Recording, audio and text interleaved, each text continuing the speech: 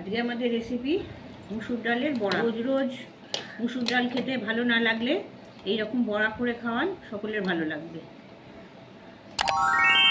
পরিবেশনের আগে উপর থেকে একটু বিট নুন ছড়িয়ে দেবেন, খেতে ভালো লাগবে আরও।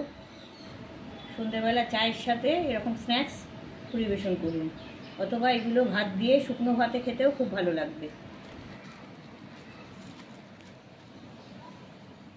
মুসুর ডালের পকোড়া করার জন্য এখানে 200 গ্রাম মুসুর ডাল নিয়েছি।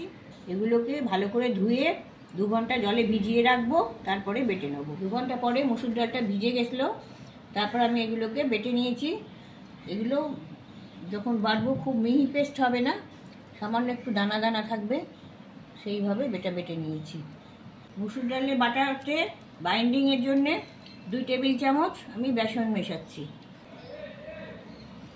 1/2 চা চামচ জোয়ান দিচ্ছি, একটা মিডিয়াম সাইজ পেঁয়াজের কুচি দিয়ে দিচ্ছি, মিহি করে কুচি, এটা মিহি করে কুচানো ধনেপাতা কুচি, 1 চা চামচ আদা রসুনের পেস্ট,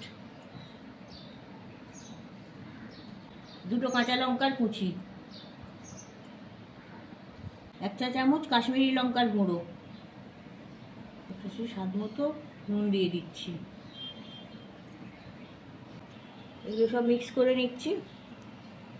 যারা এই ভিডিওটা প্রথম দেখছেন তারা এই চ্যানেলটিকে সাবস্ক্রাইব করে নেবেন, আর এই ভিডিওটা দেখে যদি ভালো লাগে তাহলে লাইক কমেন্টস করবেন। আর আমাদের প্লে লিস্টে অনেক রান্নার রেসিপি আছে, সেগুলো দেখার অনুরোধ রইল। সেগুলো ট্রাই করবেন এবং কেমন লাগলো কমেন্টে জানাবেন। এটা মাখা হয়ে গেছে, এবার এগুলোকে আমি ভেজে নেব। এখানে কড়া বসিয়ে আমি সাদা তেল দিয়ে দিচ্ছি, আপনারা ইচ্ছে করলে সর্ষের তেলেও করতে পারেন। বেশ খানিকটা তেল দিতে হবে, বড়াগুলো ভালোভাবে ভাজা হবে। তবে তেলটা গরম হয়ে গেছে, 1 চামচ আমি তেল তুলে আমি যে ডালের ব্যাটারটা করেছিলাম তার মধ্যে মিশিয়ে নিচ্ছি, এতে বড়াগুলো মচমচে হয় ভালো।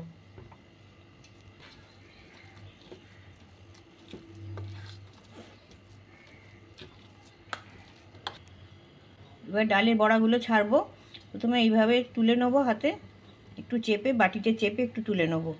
এইভাবে হাতে তুলে নিয়ে হাতে একটু প্রেস করে এটাকে পাতলা করে নেব, নিয়ে গরম তেলে ছাড়বো। তার আগে আমি ওভেনের আঁচটা কমিয়ে নিয়েছি, বেশি গরম তেলে ছাড়লে পুড়ে যাবে।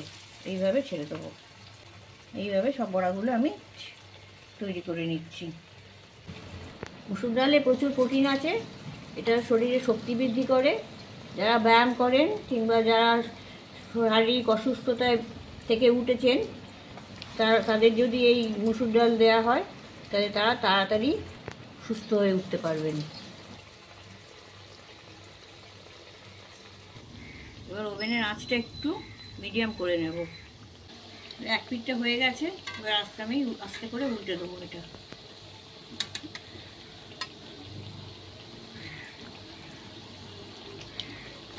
এইভাবে ওগুলো লালচে করে ভাজতে হবে।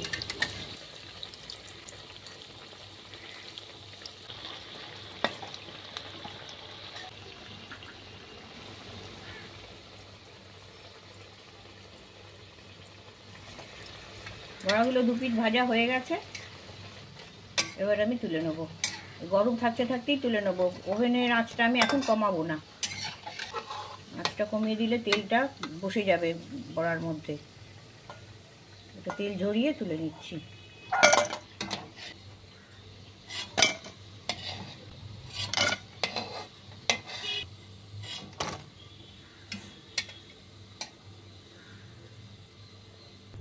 এইভাবে পরের বড়াগুলো আবার ভেজে নিচ্ছি।